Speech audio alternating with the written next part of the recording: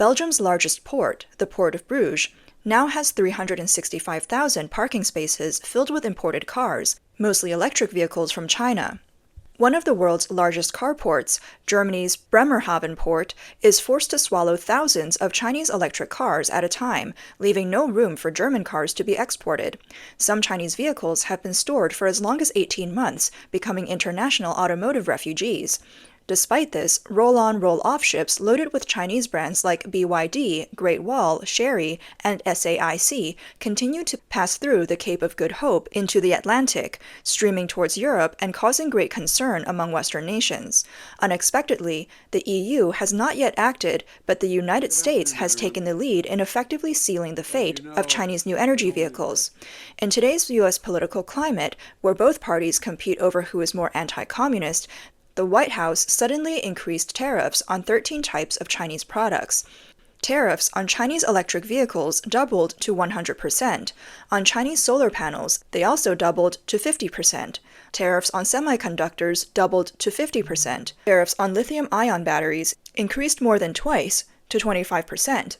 And on medical syringes, tariffs rose from 0 to 50%, with other medical products also seeing increases. Why is the Biden administration doing this? One reason is for the upcoming elections, and another is to set a standard for Europe, which will likely follow suit. Last September and October, the EU initiated anti-dumping and anti-subsidy investigations into Chinese new energy vehicles. They expect to impose preliminary tariffs of 15% to 30% on Chinese electric vehicles as soon as this month. Considering the EU's anti-dumping investigation into electric vehicles, additional anti-dumping duties could range from 35% to 70%. Foreign authorities estimate that a tariff increase to 55% would make it unprofitable for BYD in the EU. Following this trend, the EU is expected to completely drive Chinese new energy vehicles out of its market this year. From January to April, China exported over 1 million new energy vehicles overseas. But those that were exported to Europe have not sold well, mostly piling up at ports and incurring significant storage fees. Additionally, the safety risks of storing lithium batteries used in new energy vehicles near the coast for too long cannot be ignored. However, automakers like BYD, Great Wall, Chery, and SAIC are still trying to export cars to Europe to keep Chinese factories running. Why do these Chinese automakers dare to do this? Because they receive subsidies and tax rebates, free money, essentially. As soon as the electric vehicles come off the production line, local governments provide subsidies. Once the vehicles are shipped from the ports, the companies can collect export tax rebates with the bank settlement receipts. EU investigation results show that in the first 3 quarters of last year, BYD exported 145,500 new energy vehicles, receiving government subsidies totaling 2.7 billion yuan, averaging 19,000 yuan per vehicle. Combined data from Shenzhen Customs and the Shenzhen Transportation Bureau indicate that each exported new energy vehicle can also receive an export tax rebate of 36,000 yuan. Additionally, new energy vehicles receive other subsidies from various levels of government. It's not an exaggeration that the Chinese government spends 70,000 yuan subsidizing each vehicle, and this figure can be even as high as $10,000. Why does China heavily subsidize new energy vehicles? Why are the EU and US so aggressive against China's new trio of exports? The reasons are deep. This new trio, electric vehicles, solar voltaic products, and lithium-ion batteries, is not merely about export dumping or saving China's exports. According to official data from China's customs, in 2023, the country's total foreign trade exports amounted to $3.38 trillion, including nearly 1.6 million units of new energy vehicles worth $42 billion photovoltaic silicon exports, worth $4.8 billion and lithium-ion battery exports valued at $65 billion. In total, these three accounted for about $112 billion in 2023, merely 3% of China's total export value. Clearly, relying on these three to boost foreign trade exports is impossible. Objectively, China's approach is calculated, with a real intent to disrupt the industrial systems of Europe and America. Electric vehicles, lithium batteries, and solar energy share common characteristics. They are technologically accessible, capital-intensive, and potentially environmentally impacting industries. In Western countries, establishing such production lines usually requires strict environmental assessments and high compliance costs. In contrast, China has heavily invested in developing these industries, aiming to make them as indispensable as the steel industry and thereby control the global supply chain to constrain Western economies. Hence, China continues to push for climate trade agreements like the Paris Agreement. However, this plan doesn't seem to be working as intended. Last year, after Germany and France ended consumer car purchase subsidies, BYD only sold 393 units. In Germany in the first quarter of this year, Great Wall Motors sold 565 units, Lynk & Co. sold 7 units, NIO sold 102 units, and iWays sold only 1 unit. Additionally, European countries are no longer promoting new energy vehicles, but are advocating for hybrid vehicles. The US and Japan are leading the shift away from electric vehicles. BMW initially planned to transition to electric vehicles by 2025, but this has now been pushed to 2030. There's a deliberate move to dissuade the public from buying electric cars, signaling a global resistance against China. Elon Musk's Tesla might also suffer, as the United States, Japan, and Europe develop a new solid-state battery. Once these are completed, Musk might no longer have a role to play, illustrating that aligning too closely with China could lead to downfall. The Alliance for American Manufacturing previously warned that the influx of cheap Chinese electric vehicles could lead to the demise of the automotive industry, which accounts for 3% of the U.S. GDP. If the newly imposed 100% tariffs are insufficient to curb the impact of China's new trio of exports, future U.S. measures could see tariffs raised further to 150% or even 200%. Senator Sherrod Brown from Ohio, a Democrat, has even urged President Biden that tariffs alone are not enough. America needs to prohibit Chinese electric vehicles from entering the U.S. market. Observing that European ports no longer have space to store these vehicles, China's electric vehicle exports to Europe this year are expected to decrease significantly. This is already evident as exports to the EU have dropped by 4.8% from January to April. Meanwhile, the pathway of manufacturing new energy vehicles in Mexico for export to the United States has been blocked. In April 2024, high-ranking Mexican officials clarified during talks with BYD that the government would no longer provide preferential policies to Chinese automotive companies and suspended any talks with Chinese-funded enterprises. On April 22nd, Mexico enacted a new decree eliminating tariff preferences for Chinese electric vehicles. This means that companies like BYD will no longer be able to use Mexico as a backdoor into the U.S. market, facing tariffs as high as 27.5%, the same as direct exports to the U.S. China's inability to circumvent new tariffs through separate trade agreements stems from its lack of internationally recognized market economy status. According to the USMCA agreement, any country lacking market economy status must obtain U.S. approval before making any agreements with Mexico. A few months ago, the CCP began promoting its new quality productivity and the new trio of exports: electric vehicles, lithium batteries, and solar cells. However, these efforts have utterly failed against the absolute power of the U.S. and the Western world, making them outcasts in the international markets. Communist China's economy faces a fatal blow. Despite stringent defenses by the West against the CCP's strategic industries, the CCP may continue to reduce costs and subsidize heavily, aiming to pry open the doors of Western markets to weaken or even annihilate Western industries.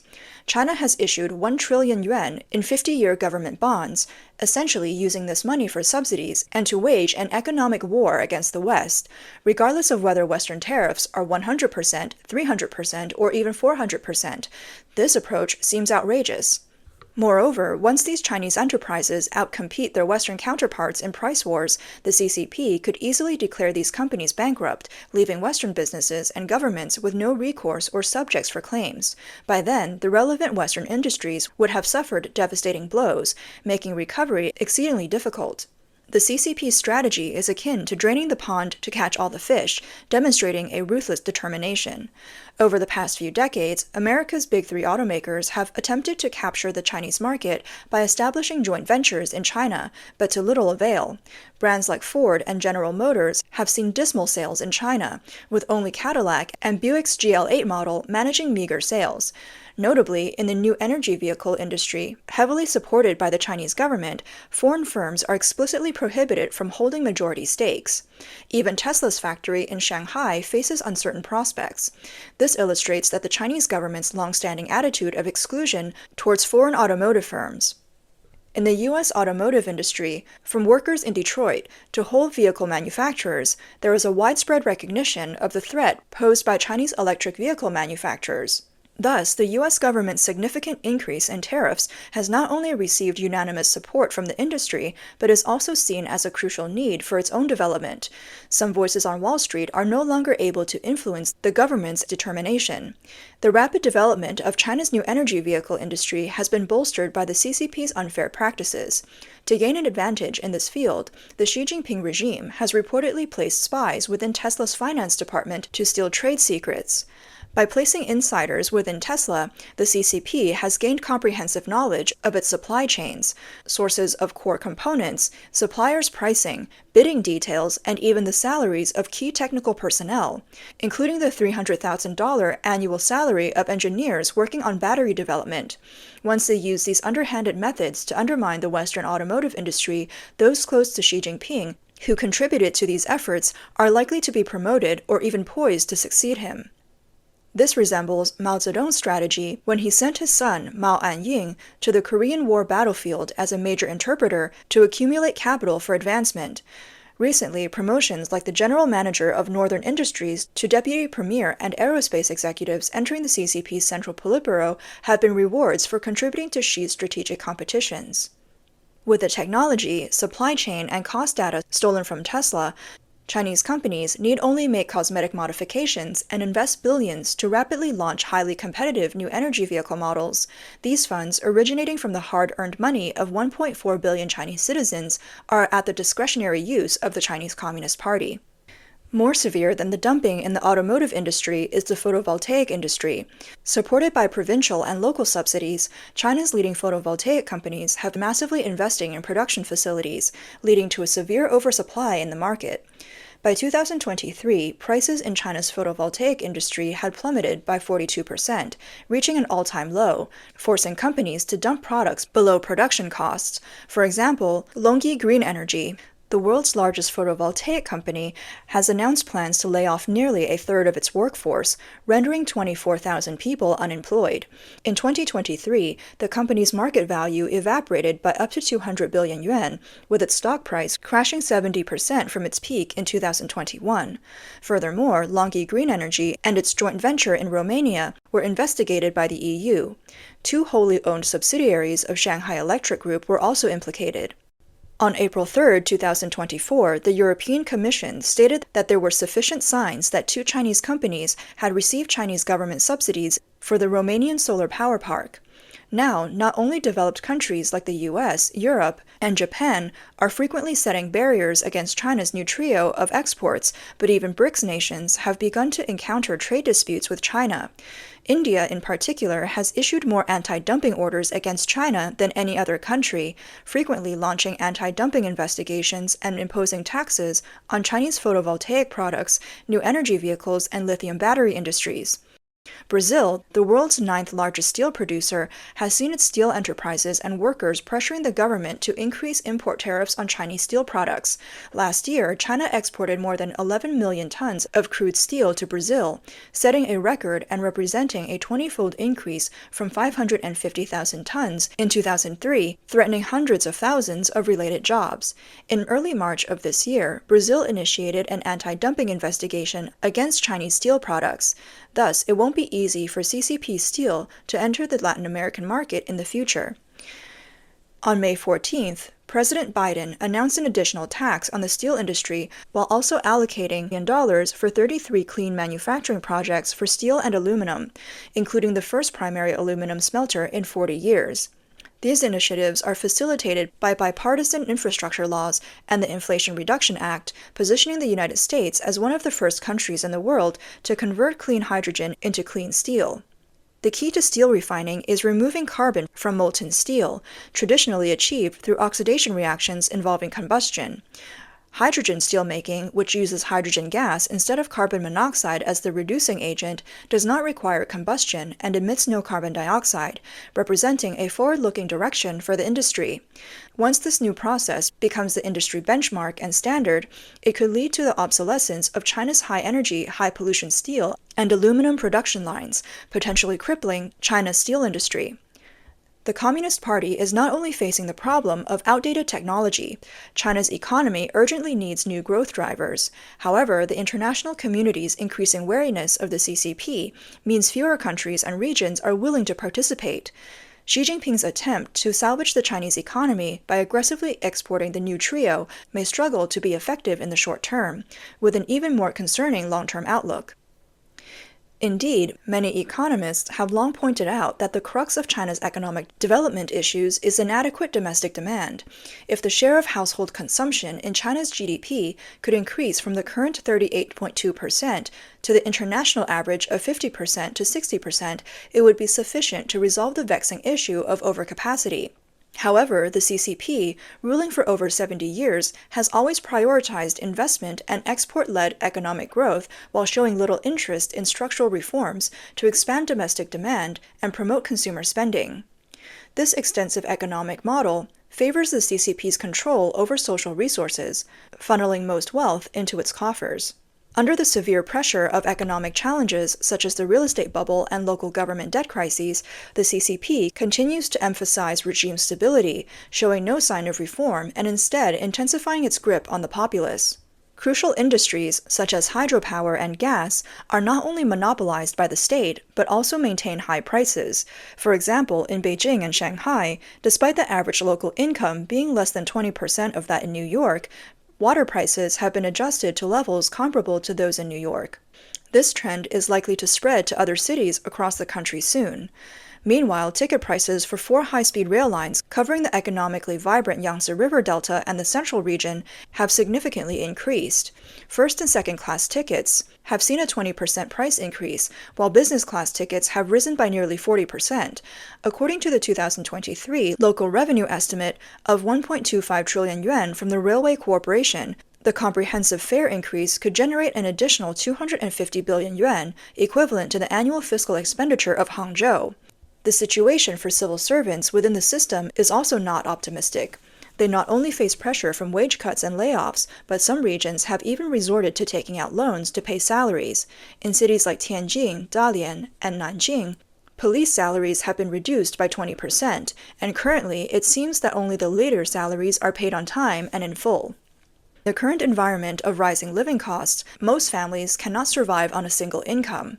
Without the older generation acting as free childcare helpers, many families would struggle to function normally. The increasing pressure on livelihoods is intensifying public discontent with the Chinese Communist Party. If this trend is not reversed quickly, it could potentially evolve into a larger-scale social unrest, undoubtedly posing one of the most severe challenges the CCP has ever faced. In addition to the worsening cost of living, Xi Jinping's industrial policy focused on the new trio might be detrimental to the country's long-term development.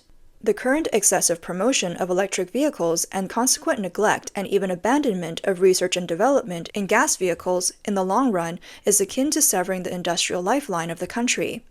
The engine, as the core of combustion vehicles, represents the overall strength of a company's precision manufacturing industry. Countries like Japan, which have long held a leading position in automotive manufacturing, owe much of their success to continual improvements in engine manufacturing processes and materials, a relentless pursuit of high precision and low tolerance, and the resulting enhancements in thermal efficiency.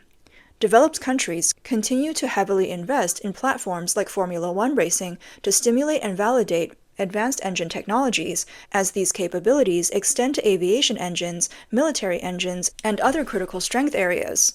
The CCP's focus on developing electric vehicles and abandoning the development and manufacturing of combustion engines could, in the long run, lead to a weakening of China's industrial foundation in crucial sectors such as aviation, military, and shipbuilding, putting it at a long-term disadvantage in competition with developed countries. If internal and external troubles intertwine and public grievances continue to accumulate while the CCP governance capacity and international competitiveness struggle to keep pace with the times, the CCP regime could either become unsustainable due to rising public discontent or collapse in military confrontations with the West.